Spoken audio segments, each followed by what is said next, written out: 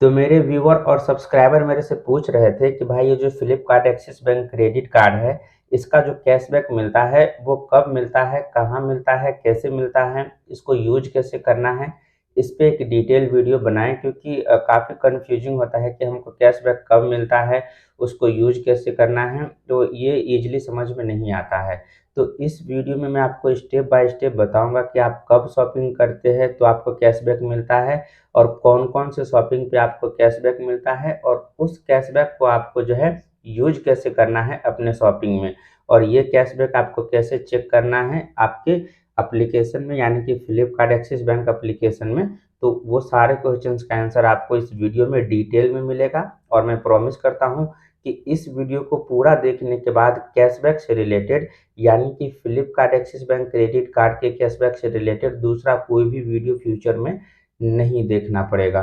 तो सबसे पहले मैं अपने अकाउंट के बारे में बता दूं, तो ये जो मैसेज मुझे आया था वो आया था 9 मार्च को। आज हो रहा है डेट 13 मार्च, यानी कि आज से ठीक 3-4 दिन पहले ये मैसेज मुझे आया था और इसमें लिखा हुआ है congratulation, cashback of ₹11 has been credited to your Flipkart Axis bank credit card. ये कार्ड नंबर है मेरा, towards your last month spend. तो इसमें साफ लिखा हुआ है कि 11 रुपये का जो मुझे कैशबैक मिले था वो पिछले महीने की शॉपिंग के मिले थे। ये देख रहे हो लास्ट मंथ स्पेंड। तो इसका मतलब है कि जो पिछले मंथ आप शॉपिंग करते हो तो उस शॉपिंग का जो कैशबैक है आपको अगले महीने मिलता है और ये मेरे क्रेडिट कार्ड का नंबर भी दिया हुआ है। ये सेम टू सेम कन्फर्मेशन आपको जो है आपके एप्लीकेशन में भी सेंड कर दिया जाता है एक्सिस बैंक एप्लीकेशन में। तो मैं यहाँ से एक्सिस बैंक एप्लीकेशन को लॉगिन कर लेता हूँ। एक्सिस बैंक एप्लीकेशन का होम पेज कुछ ऐसा आपको नजर आएगा। आप यहाँ पे देख सकते हैं कुछ ईएमआई में कन्वर्ट करने के लिए ऑप्शन जो है वो आ रहा है। इस अमाउंट को मैं अगले वीडियो में ईएमआई में कन्वर्ट करके दिखाऊंगा। ये जो है मैंने रेंट पेमेंट किया था, यानी कि यूँ कह सकते हैं कि पेटीएम वॉलेट में ऐड किया था। और यहाँ पे आप देख सकते हैं करेंट स्टेटमेंट दिखा रहा है, तो आप यहाँ से करेंट स्टेटमेंट पे जैसे क्लिक करेंगे तो ये थोड़ा सा प्रोसेसिंग टाइम लेगा। और आप यहाँ पे देख सकते हैं ये सेम टू सेम पिछले मैसेज में जो आया था रजिस्टर मोबाइल नंबर पे वो 11 रुपये जो है एप्लीकेशन में भी शो हो रहा है। अगर यहाँ पे आपको ऑप्शन नहीं मिल रहा है करेंट स्टेटमेंट का, यानी कि ये जो करेंट स्टेटमेंट देख रहे हैं यहाँ पे ऑप्शन नहीं मिल रहा है, तो आप यहाँ पे ट्रांजैक्शन पे चले जाना और इसके बाद यहाँ से रिसेंट ट्रांजैक्शन पे आप क्लिक कर लेना। और क्लिक करने के बाद आपको कुछ इस तरह का इंटरफेस मिलेगा। आप पिछले महीने का जो है यहाँ पे ट्रांजैक्शन सेलेक्ट कर ले, यानी कि मंथ सेलेक्ट कर ले आप अपने अकॉर्डिंग। मेरे यहाँ पे मार्च है, अप्रैल मतलब करंट जो मंथ है वो मार्च है, तो मैं मार्च में सेलेक्ट कर लेता हूँ। और मार्च सेलेक्ट करने के बाद यहाँ पे भी आप देख सकते हैं सेम टू सेम मैसेज आ गया है। 11 रुपये का जो है मुझे कैशबैक मिल चुका है। और यहाँ पे आप डेट भी देख सकते हैं, मैंने पहले बताया था 9 मार्च को, सॉरी ये 11 मार्च को ही जो है वो मेरे अकाउंट में क्रेडिट कर दिया गया था Flipkart Axis bank credit card में, न कि मेरे सेविंग अकाउंट में। ये जो आपको कैशबैक मिलता है वो क्रेडिट कार्ड के बैलेंस में ऐड होता है, न कि आपके सेविंग अकाउंट में जाता है। तो इस कैशबैक को आपको कैसे यूज करना है, कब कब यूज करना है, कहाँ मिलता है, तो इन सारों को अच्छे से समझने के लिए यानी कि डिटेल में समझने के लिए चलिए हम लैपटॉप स्क्रीन पे चलते हैं। तो यहाँ पे हम कैशबैक के बारे में डिटेल में समझेंगे। जैसा कि आप यहाँ पे देख सकते हैं मैंने सेम टू सेम इमेज लिया है जो आपको एप्लीकेशन में दिखाया था। ये जो कैशबैक है मुझे 8 मार्च को क्रेडिट हुआ था, यानी कि हर महीने के जो है वो 8 तारीख को जो है आपका कैशबैक जो पिछले महीने अर्न किया होता है वो आपको मिल जाता है। तो इस कैशबैक को 11 रुपये को यूज कैसे करना है मैं बताऊंगा। हालांकि मेरा जो बिल है वो काफ़ी ज़्यादा है, ये देख सकते हो। और टोटल अमाउंट जो है इस महीने का पिछले महीने का शॉपिंग का वो 7,000 है और मिनिमम अमाउंट जो है वो 2600 रुपये है।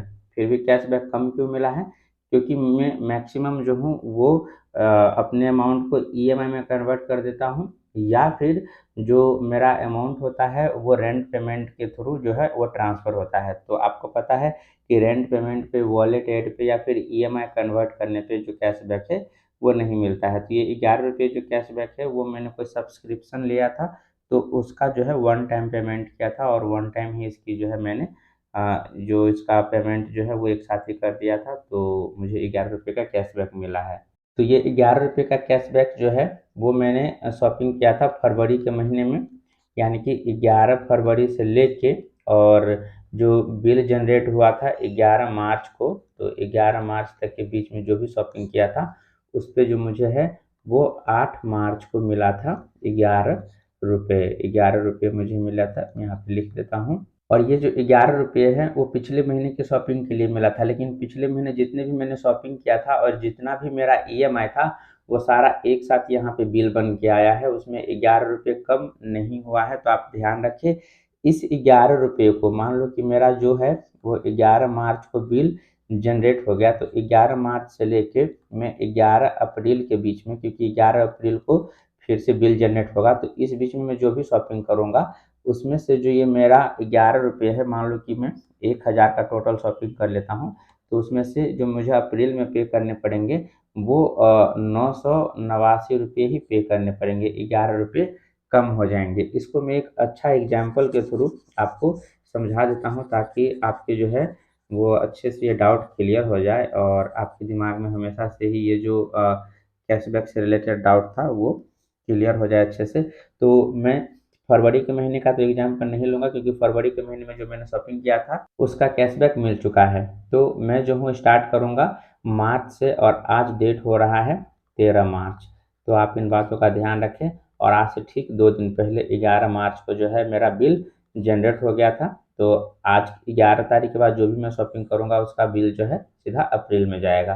तो मान लो कि मैंने 13 मार्च को ही एक शॉपिंग किया 800 रुपये का, ठीक है। दूसरा शॉपिंग किया मैंने 2500 रुपये का, और तीसरा शॉपिंग कर लिया मैंने 500 रुपये का, इस मार्च के महीने में बिल जनरेट होने के बाद। तो अब 5% कैशबैक के रूल के अकॉर्डिंग मैंने मान लो कि फ्लिपकार्ट पे ही शॉपिंग किया है, तो ये टोटल जो मुझे कैशबैक मिलेगा 40 रुपये मिलेगा। इसके बाद जो है कैशबैक, इस पे अगर 5% के हिसाब से देखा जाए तो कैशबैक जो है मुझे 25 × 5 = 125 रुपये मिल जाएगा। और अगर 500 रुपये का जो है मैं 5% निकालता हूँ तो मुझे जो टोटल कैशबैक मिलेगा वो 25 रुपये।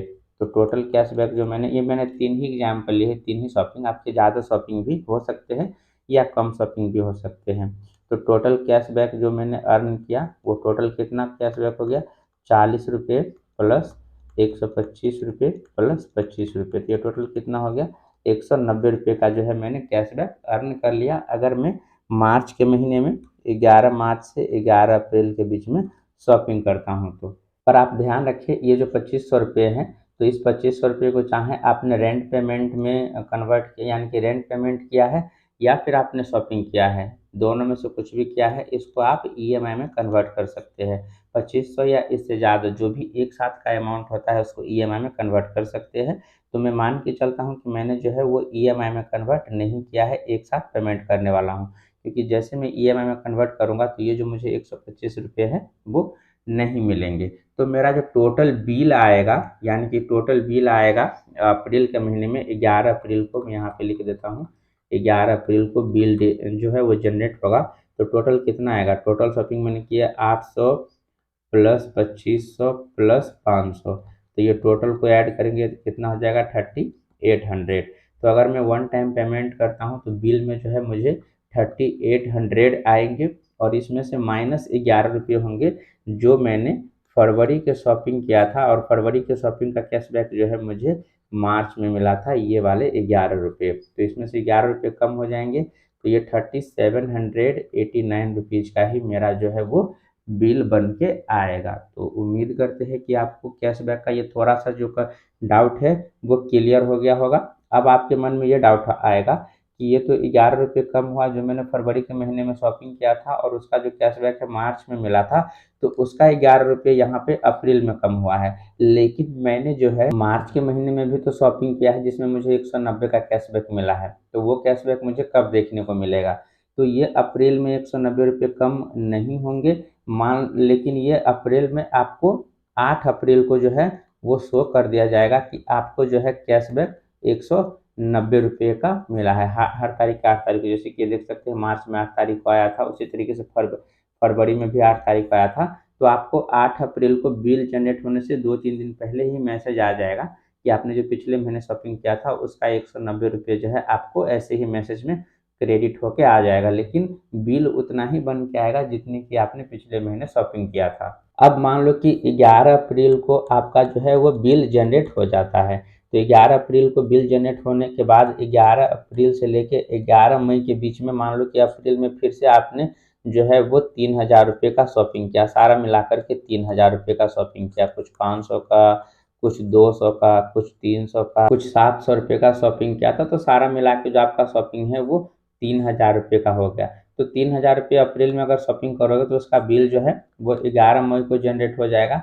तो 11 मई को जो है वो आपको 3000 रुपये पे नहीं करने पड़ेंगे। 3000 में से 1190 रुपये ऑटोमेटिक ही 190 रुपये का आपको कैशबैक मिला था, तो 190 रुपये ऑटोमेटिक ही कैशबैक हो जाएंगे। तो आपका जो बिल है वो जनरेट होकर आएगा 3000 माइनस 190 था, तो यहाँ पे मैं लिख लेता हूँ 190।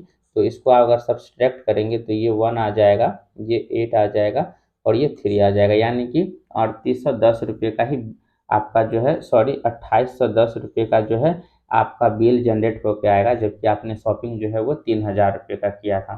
तो इस तरीके से जो है वो कैशबैक का फंडा काम करता है। और मान लो कि जो भी आप ईएमआई में कन्वर्ट करते हो तो ईएमआई वाले जो कैशबैक है आपको नहीं मिलता है। तो इस बातों का आप ध्यान रखें। बाकी इस वीडियो से रिलेटेड कोई डाउट है कैशबैक से रिलेटेड तो आप हमसे कमेंट सेक्शन में पूछ सकते हैं। इस कैशबैक को वन टाइम देखने का यानी कि एक जगह पे देखने का कोई फंक्शंस नहीं दिया गया है या कोई ऑप्शन नहीं दिया गया है एक्सिस बैंक एप्लीकेशन में। तो आप बस पिछले महीने का जो बिल है उसमें देख ले कि पिछले महीने के बिल में आपको कितने का कैशबैक मिला है, तो अगले महीने आपको उतने का जो है बिल में कम हो जाएगा। तो आपको जो है हर महीने का आपको इस तरीके से जो है ट्रांजैक्शन आपका ऑप्शन आ जाता है एप्लीकेशन में, तो ट्रांजैक्शन वहाँ से आप चेक कर सकते हैं। तो उस अकॉर्डिंग आप अनुमान लगा सकते हैं कि अगले महीने मेरे बिल में इतने कम हो जाएंगे। इसका एक जगह पर देखने का कोई भी ऑप्शन नहीं है, जैसे कि बहुत सारे एप्लीकेशन में रिवॉर्ड पॉइंट देखने का ऑप्शन आता है। तो ये मुझे लगता है कि इसका डिमेरिट है, फ्लिपकार्ट को इस पे यानी कि एक्सिस बैंक को इस पे काम करना चाहिए। अगले वीडियो में मैंने कुछ रेंट पेमेंट किया है axis bank Flipkart Axis bank credit card को लेके, तो उस वीडियो में मैं आपको बताऊंगा कि उसको जो है वो ईएमआई में कैसे कन्वर्ट कर सकते हैं, कितने चार्ज लगेंगे, कितने कन्वीनियंस फीस लगेंगे, कितने जीएसटी लगेंगे, सारा डिटेल में बताने वाला हूं। तो चैनल को सब्सक्राइब कर लेना ताकि आपको नोटिफिकेशन मिल जाए। बाकी आपको मिलते हैं नेक्स्ट वीडियो में, तब तक के लिए अपना ख्याल रखिए, बाय बाय।